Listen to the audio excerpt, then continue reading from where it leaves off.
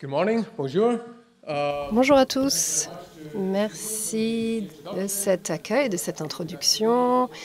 Et merci à Nathalie. Merci d'avoir organisé ce colloque qui commence de bon augure. Et merci de m'avoir invité à participer à ce colloque, notamment ici en France. C'est un vrai privilège de m'adresser à vous devant un tel public et auprès des différents intervenants de cette journée. Comme Nathalie l'a dit, la cartographie, on va parler de la santé, des inégalités en santé. C'est ma spécialité. On va regarder différentes perspectives dans le cadre de ma présentation. Les organisateurs m'ont confié une tâche de prendre le point de vue d'un économiste, notamment concernant les causes des inégalités en santé, et j'avais un peu d'appréhension pour incarner ce rôle de l'économiste, porter cette casquette, parce que vous savez qu'il y a beaucoup d'opinions, il y a plus d'opinions que d'économistes dans une même pièce, n'est-ce pas? Et donc les points de vue des économistes sur le sujet vont probablement diverger. Donc si on parle de ce sujet précis, je vais m'attarder sur la causalité. Et ici aussi, il y a plusieurs visions, perspectives sur le sujet. Prenons le point de vue d'un économiste jeune et il va dire ceci: la causalité, c'est ce que font les économistes et c'est tout.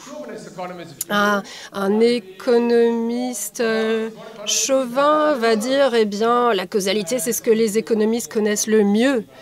Et si on enlève cet adjectif, vous allez peut-être dire c'est ce que disent les économistes de toute façon. Si on prend le point de vue d'un économiste un peu hautain, il va dire eh bien la causalité, je la décèle grâce à ma stratégie si raffinée, si intelligente. Et à un point de vue sceptique, un économiste sceptique dirait eh bien la causalité, c'est ce que j'identifie partiellement à partir d'une stratégie moins douteuse. Donc mon point de vue, c'est bien entendu de donner le point de vue d'un économiste et c'est ce que je vais faire et je vais vous donner ma vision à ce sujet. Les inégalités en santé en lien avec les questions socio-économiques. Alors, qu'est-ce qu'on regarde les différences en matière de santé en fonction de catégories économiques? Si on regarde une population particulière, on la divise entre ceux qui on a des personnes qui ont un niveau d'éducation élevé, avec un diplôme universitaire. Et c'est la plupart d'entre nous ici, peut-être, ou peut-être nous tous aujourd'hui, dans cette salle. Et il y a aussi des personnes qui ont un niveau d'éducation plus faible, qui ont juste suivi l'éducation obligatoire. Et si on regarde l'espérance de vie à l'âge de 25 ans sur tous les pays de l'OCDE, et on voit aussi une différence entre les femmes et les hommes, et on voit une différence de 6 mois par rapport au niveau d'instruction. Et cet écart augmente de 6 mois pour les deux sexes entre 2011 et 2016, cette période, la période qui couvre cette étude. Ici, un exemple des États-Unis. On regarde ici l'espérance de vie en fonction du revenu. Sur l'abscisse, on voit la distribution des salaires et on voit les différents niveaux de revenus. Et l'écart de 10 ans, on voit un écart de 10 ans dans l'espérance de vie entre les femmes du 1% supérieur et celle du 1% inférieur est égale à la baisse de l'espérance de vie due à une vie entière Donc cette distribution est importante. Aux États-Unis, ces écarts en espérance de vie en fonction du revenu augmentent dans le temps. Et je vois un écart ici dans ce graphique, c'est très clair, c'est pas seulement un écart, c'est un gradient. On voit que l'espérance de vie augmente de manière continue en fonction de la distribution des revenus. Ici, c'est une étude très connue qui a été dupliquée dans différents pays, notamment en France. On voit des choses similaires ici. Ici, la ventilation se fait en fonction des ventiles de distribution des salaires. On peut s'attendre à vivre jusqu'à 84 ans pour les femmes et pour les hommes. En France, c'est 72 ans l'espérance de vie en fonction de cette répartition. Espérance de vie à la naissance par sexe et niveau de vie mensuel. Ici, on a différentes dimensions qui sont regardées. On a un gradient important aussi d'un point de vue économique. Ici, on voit de nombreux pays européens. J'ai mis en exergue la France.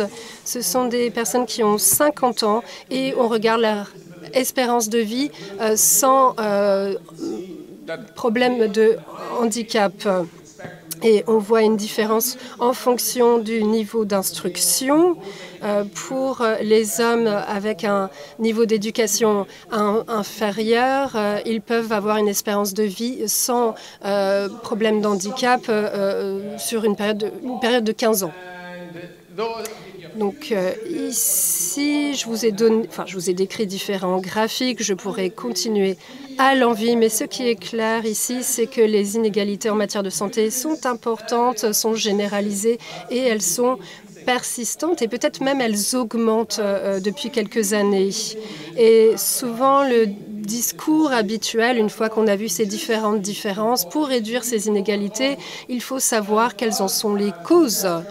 Et en tant que chercheur, c'est une inférence très utile et ça c'est utilisé dans de nombreuses recherches, de nombreux étudiants se penchent sur la question. Et ce que j'aimerais faire aujourd'hui dans ma présentation, c'est de questionner cette inférence sur ce que tout cela implique. Et je vais poser 3 questions spécifiques.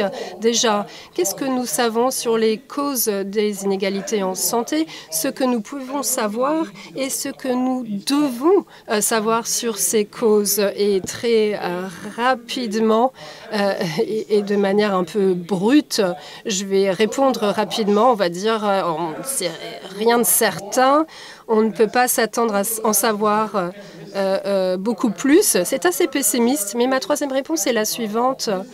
Ça, c'est plutôt optimiste et je dirais que nous n'avons pas besoin de savoir autant que nous le pensons. Donc, par rapport aux 2 premières questions, ce n'est pas forcément un obstacle pour réduire les inégalités en santé. Très bien. Eh bien, je vais me baser sur de nombreuses études. Je ne vais pas vous montrer ces données en détail. J'ai publié des articles à ce sujet si cela vous intéresse. Première question, que savons-nous sur les causes des inégalités en santé ? Eh bien, ce qu'il faut reconnaître dans un premier temps, c'est qu'on ne sait rien de manière certaine. Ces inégalités émergent au sein de la société. Ce n'est pas contrôlé. On ne saura jamais certainement comment elles émergent, d'où elles viennent. Alors, qu'est-ce qu'on peut faire? On peut utiliser de la théorie, en déduire des causes et on peut utiliser des données. Donc, ma question est un petit peu plus spécifique ici. Je vais utiliser la théorie économique. En particulier, d'autres intervenants se pencheront sur d'autres disciplines et je vais regarder les inférences causales et ce qui cause de manière plausible ces inégalités socio-économiques en matière de santé. C'est ma question. Elle est encore plus précise que ça. Je vais mettre l'accent sur les différences en matière de santé en fonction de l'éducation, des revenus et de la santé.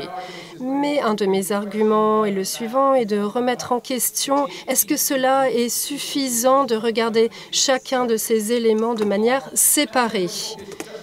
Et je vais regarder les pays à revenus supérieurs uniquement. Alors, en matière de théorie, quelques remarques liminaires. Nathalie a déjà mentionné un rapport de l'OMS Et dans ces recherches sur la santé publique et sur les déterminants socio-économiques de la santé, il y a une distinction qui est faite entre trois ensembles de théories différents.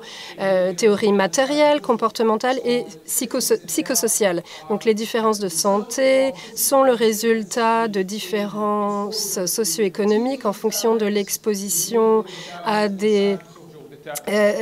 différents déterminants matériels, comportementaux et psychosociaux.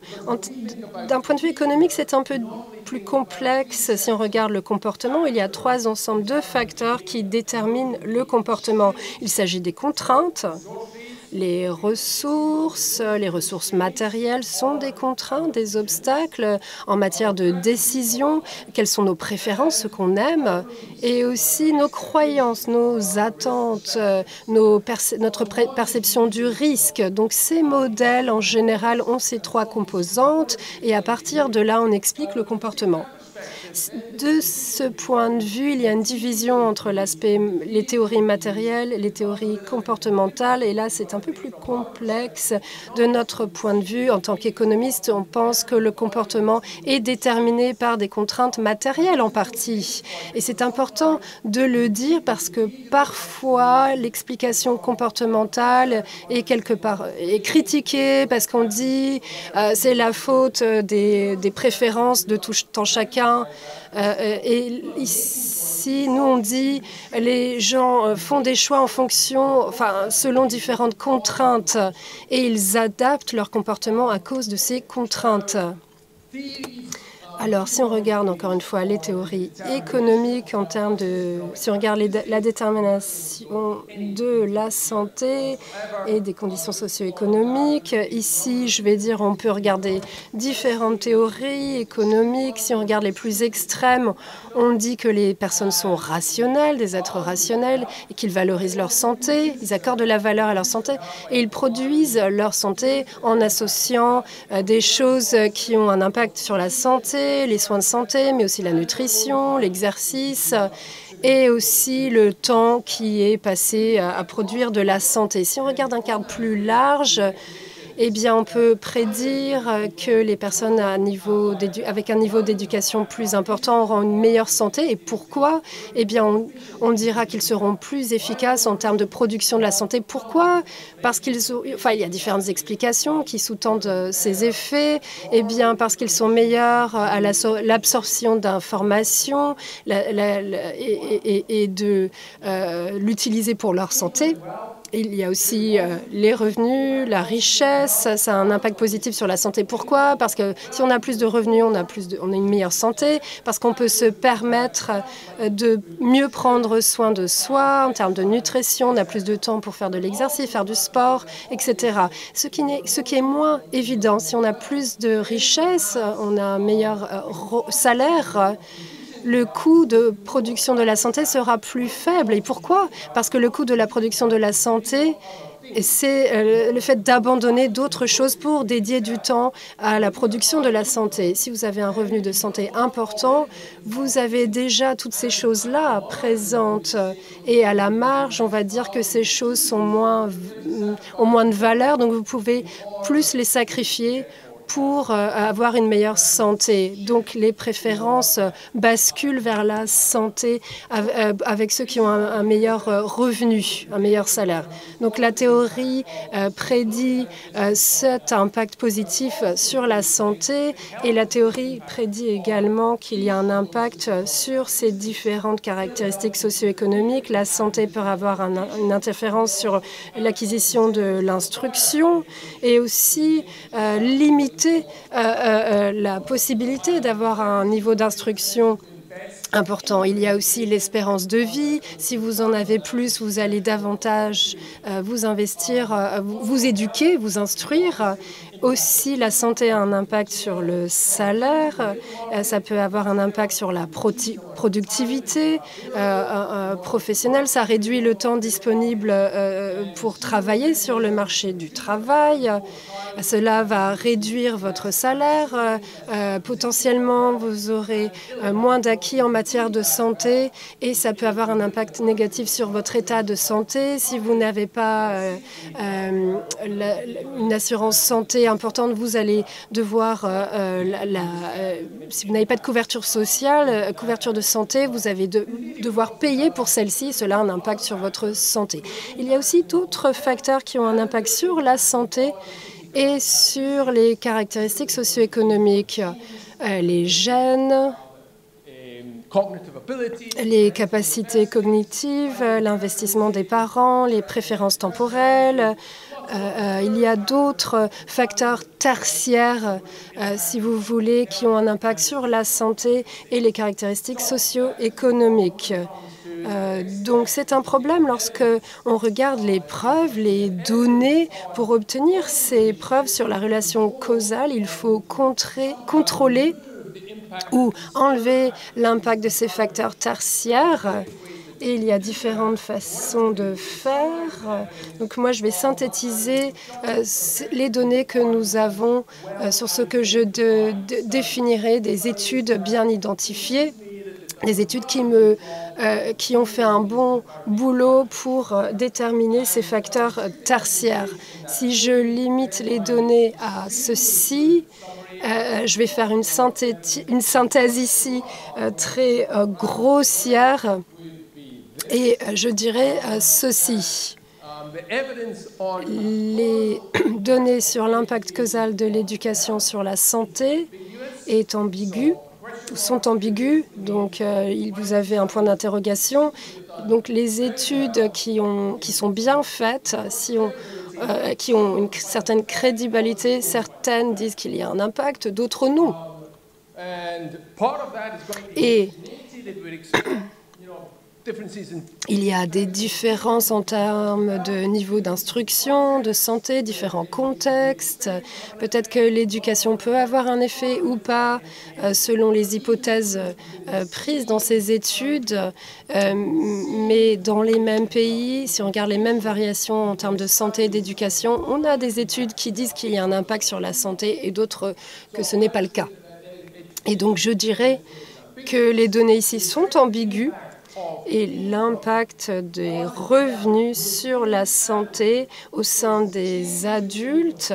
Donc il y a un changement. Est-ce que ça a un impact sur la santé pendant l'âge adulte? Alors ici, j'ai une croix. Je vais dire que je n'ai pas trouvé d'études, de bonnes études, des études de bons facteurs qui identifient ceci. Si on regarde l'impact des salaires sur la santé pendant l'enfance, chez les nourrissons et les enfants, ici, on peut trouver des études, on voit des variations de salaires qui ont un impact sur les nourrissons, les enfants et leur santé.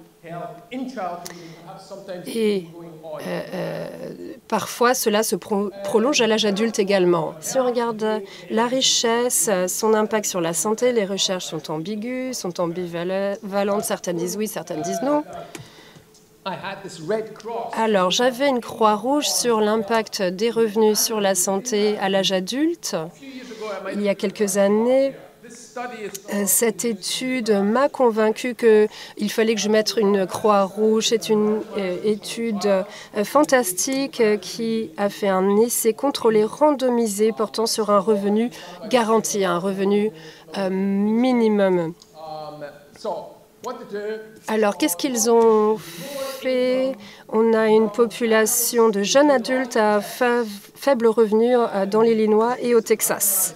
Donc, c'est un échantillon aléatoire. On a des revenus faibles, pas plus de 300 € du seuil de pauvreté aux États-Unis. Donc, ce ne sont pas les revenus les plus faibles. Et on a aussi 29% de non-assurés. Et 27% renoncent aux soins de santé parce qu'ils n'en ont pas les moyens. Et nous avons des personnes qui ont auto-évalué la santé comme étant bonne. Et on voit donc l'impact, ils regardent l'impact des revenus sur la santé. Ceci a été réalisé sur une période de 3 mois. Le traitement est le suivant. Ils ont 1 000 $ par mois sans condition pendant 3 ans. Ils mesurent différents résultats en termes de santé, la santé physique, la santé psychologique. On regarde aussi les dépenses en matière de santé et les mesures sont vraiment très exhaustives. Qu'est-ce qu'ils ont vu en termes de santé mentale? Ils ont vu qu'il n'y avait pas d'impact. Concernant, pardon, ça c'était la santé physique, pas d'effet sur la santé mentale. On voit qu'avec ces revenus, il y a une diminution du stress et d'une sorte de détresse psychologique la première année. En termes de soins de santé, ils utilisent cet argent pour aller à l'hôpital, pour une prise en charge à l'hôpital. Ils vont dépenser plus d'argent de leur poche, mais il n'y a pas vraiment d'impact sur les comportements en matière de santé. Donc il y a quelques impacts sur les soins de santé, pas d'impact sur la santé physique. Et peut-être après 10 ans, 20 ans, ils verront des effets sur la santé. Nous ne savons pas encore quels seront les résultats. Donc voilà pour cet élément-là. Et si on regarde les données, les autres données, lorsqu'il y a des variations en matière de santé, on voit des variations importantes avec des chocs importants sur la santé. On voit un impact sur l'acquisition en matière de santé et d'éducation. Pendant longtemps, on a regardé les effets causaux de la santé et les conditions socio-économiques, mais on ne sait pas à quel point c'est important pour expliquer les inégalités économiques. Il y a 2 publications qui ont été publiées cette année qui essayent de répondre à cette question. Comment les inégalités en santé contribuent aux inégalités de salaire? Et une autre étude regarde les coûts les coûts de la mauvaise santé sur une vie. Alors, à quel point la santé est importante pour mesurer l'inégalité économique? Parmi les hommes aux États-Unis, on regarde combien ils épargnent. Et on regarde leur niveau de richesse, les décisions qu'ils prennent. Ces décisions sont interrompues par des dynamiques de santé. Il y a différentes dynamiques de santé, différents types de santé. Certains ont une santé robuste, certains vont vivre des chocs persistants, des maladies chroniques, le diabète, pardon. Il y a aussi des chocs transitoires, par exemple, se casser une jambe. Et ces dynamiques de santé ont un impact sur les décisions, concernant le travail. Et différents mécanismes sont à l'œuvre à travers la productivité, les préférences, l'assurance, différents types d'assurance santé, dépenses médicales, etc. La première étude montre qu'à l'âge de 55 ans, si on éliminait les inégalités de santé, donc disons jusqu'à 55 ans, c'est simplement pour les hommes aux États-Unis, si on a tous ces hommes aux États-Unis avec le même profil de santé jusqu'à l'âge de 55 ans, alors les revenus accumulés jusqu'à cet âge-là seraient plus bas de 28%. Donc c'est beaucoup d'inégalités de revenus qui peuvent être expliquées par les inégalités de santé. La deuxième étude, par Denardi et autres, on regarde les inégalités de santé. À l'âge de 65 ans, quelqu'un qui est en bonne santé a 65% de richesse supplémentaire par rapport à quelqu'un qui est en moins bonne santé. Qu'est-ce qui explique cela? Il y a plusieurs modèles, l'un sur les revenus et l'un sur les dépenses médicales. Et c'est vraiment les revenus qui jouent un rôle prépondérant. les personnes qui sont en moins bonne santé ont moins de revenus et parce que ces personnes ont moins de revenus, elles peuvent avoir moins accès aux soins de santé, et etc., etc. by health. Yeah? And so they find if they extend their model to allow Donc, health types, there's a correlation. on voit qu'il y a une corrélation entre santé et préférences temporelles. Ceux qui ont They consume more now rather than later. ont plus de problèmes de santé, dépensent plus d'argent maintenant que plus tard, et cela peut également expliquer les variations. What do we know Donc, qu'est-ce qu'on sait sur les causes des inégalités de santé? in terms of Je pense que we've got theoretical reasons. on a des raisons théoriques qui nous permettent de penser certaines choses, mais les preuves nous montrent autre chose quand on voit l'impact des revenus sur la santé. Dans l'autre sens, la santé ayant un impact sur les caractéristiques socio-économiques, on voit la théorie et on voit qu'il y a vraiment des preuves qui montrent qu'il y a des effets dans ce sens-là. Ensuite, que peut-on savoir sur les causes des inégalités de santé? Well, in particular, why Et plus particulièrement, pourquoi est-ce qu'on ne trouve pas plus de preuves cohérentes sur la détermination socio-économique en matière de santé? On pense qu'on peut trouver ces preuves-là. Pourquoi est-ce que ce n'est pas le cas? Il y a deux explications principales. sort of blame the measures and blame the data? Alors, on peut blâmer les mesures ou les données, et je pense que les deux sont intéressants à regarder. Study the randomized control trial. Il y a des très bonnes études avec ces essais randomisés, mais c'est une étude qui a lieu pendant 3 ans, on ne sait pas ce qui se passe après. C'est-à-dire, a priori, la perspective n'est pas assez longue pour pouvoir voir l'impact sur les caractéristiques socio-économiques qui ont un impact sur la santé à long terme. Et on ne peut pas avoir ce type de données pour l'instant. Donc voilà les explications typiques.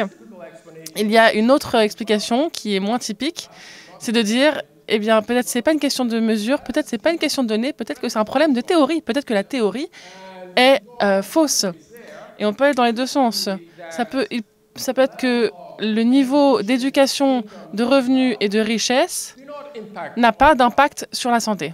perhaps at least Peut-être qu'en tout cas dans les pays avec beaucoup de sécurité sociale, from by which on a cassé beaucoup des liens qui pourraient lier éducation, revenus et richesse à la santé. Ça pourrait être une explication. finer, perhaps the finer Une explication peut-être plus raffinée serait de dire que ce n'est pas que les caractéristiques socio-économiques ne sont pas pertinentes, c'est plutôt que le niveau de chacun de ces éléments, indépendamment, n'est pas une caractéristique socio-économique pertinente. economics.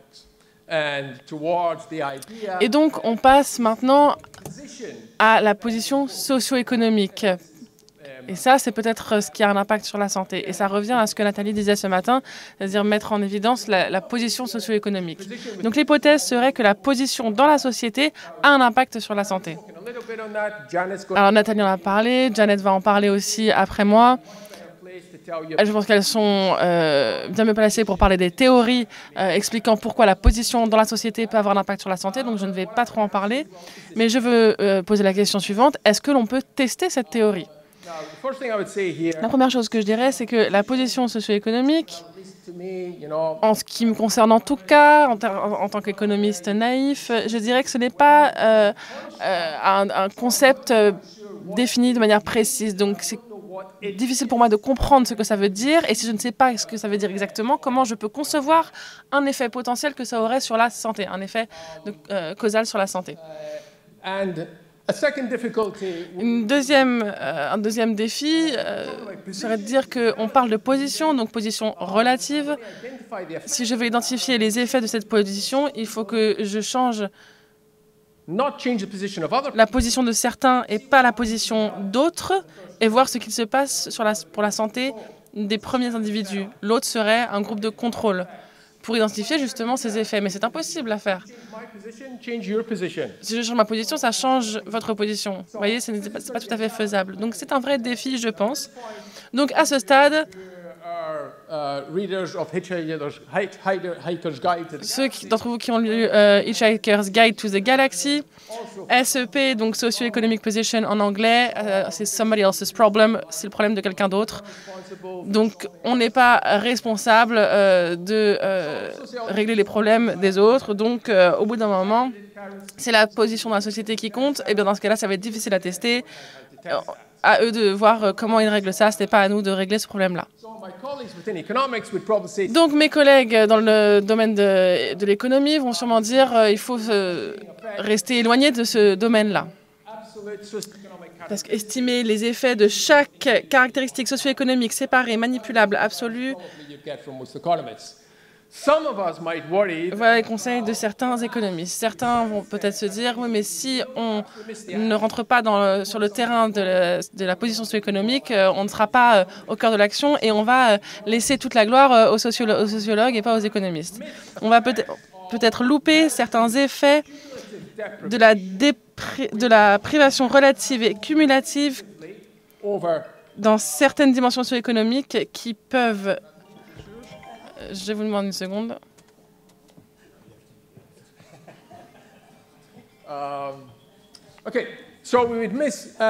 Donc, on louperait ces effets si on évitait totalement le domaine de la position socio-économique.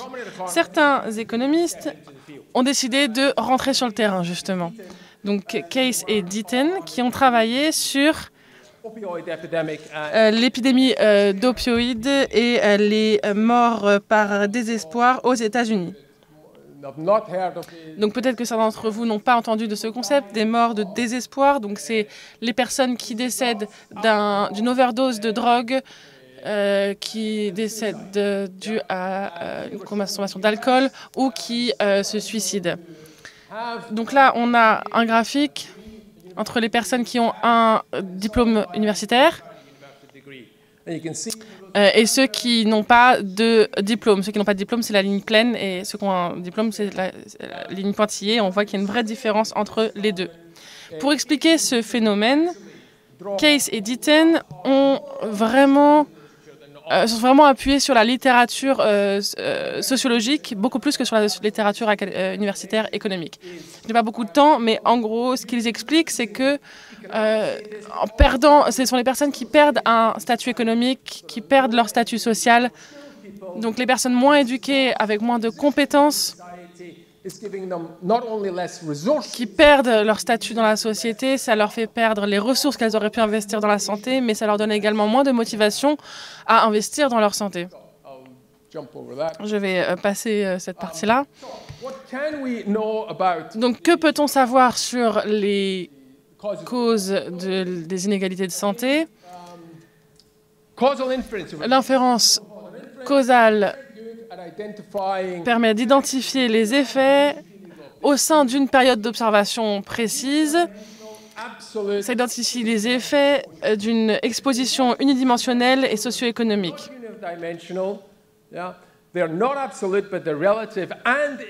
Donc, si elles ne sont pas unidimensionnelles, elles sont relatives, et on peut louper des effets multiplicatifs qui font qu'on ne peut pas comprendre ces expositions. Je vais passer parce que je pense que je n'ai pas vraiment le temps de passer du temps là-dessus. Mais qu'avons-nous besoin de savoir sur les causes des inégalités de santé? Et en fait, ce que je veux dire ici vraiment, c'est qu'avons-nous besoin de savoir sur ces causes pour les réduire? Si on pense aux stratégies qui permettraient de réduire ces inégalités de santé, en pensant aux caractéristiques socio-économiques, je dirais que la première chose, c'est qu'on pourrait améliorer les circonstances socio-économiques des personnes défavorisées. Donc intervenir dans le domaine socio-économique pour améliorer l'éducation des individus, améliorer leurs revenus, réduire les inégalités en termes de revenus, réduire les inégalités en matière d'éducation. Et ça devrait améliorer la santé et réduire les inégalités. Pour cela, il faut un effet causal entre des caractéristiques socio-économiques sur la santé. Donc il faudrait avoir des preuves là-dessus, et ça va être compliqué d'en obtenir. L'autre stratégie, c'est prioriser la santé des défavorisés. Donc ici, on intervient non pas dans le domaine socio-économique, mais dans le domaine de santé.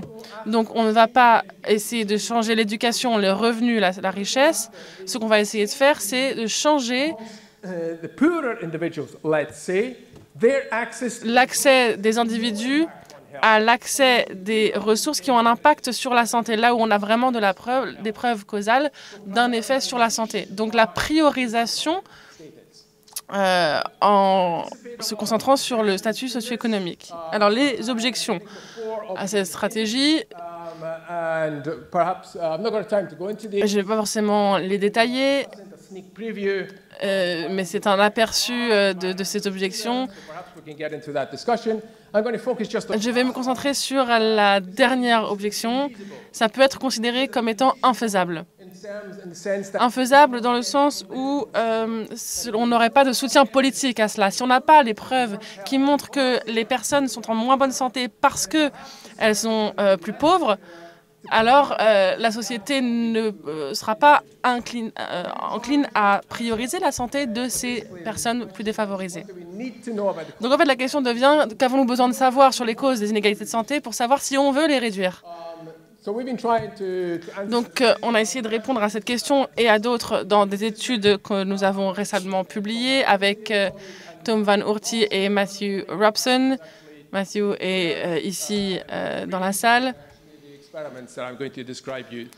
Et il a mené cette expérience que je vais vous décrire. Donc, ce qu'on essaie de faire ici, c'est essayer de comprendre l'aversion des individus aux inégalités de santé. Et pour comprendre à quel point cette aversion est importante et d'où elle vient.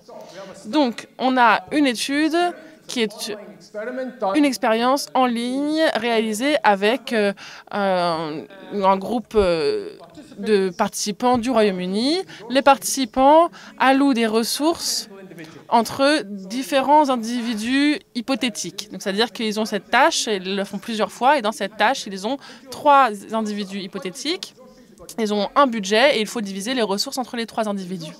Les ressources ont un impact sur la santé des individus. Mais l'impact des ressources sur la santé peut différer selon les individus.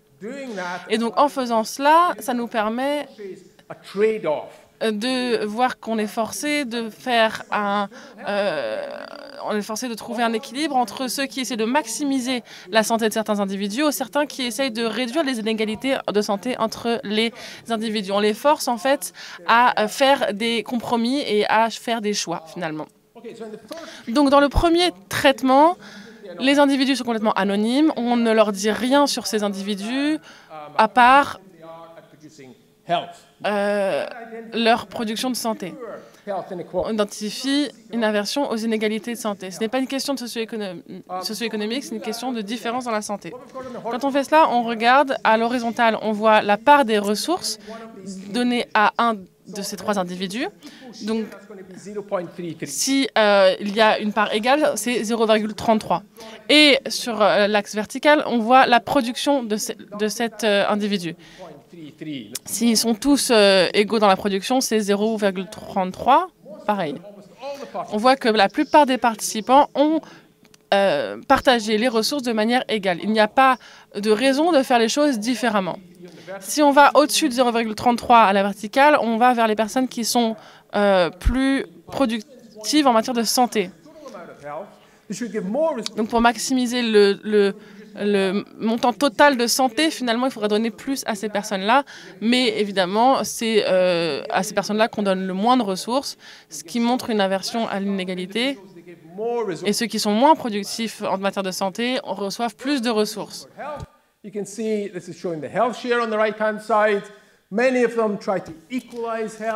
y a une vraie volonté d'égaliser.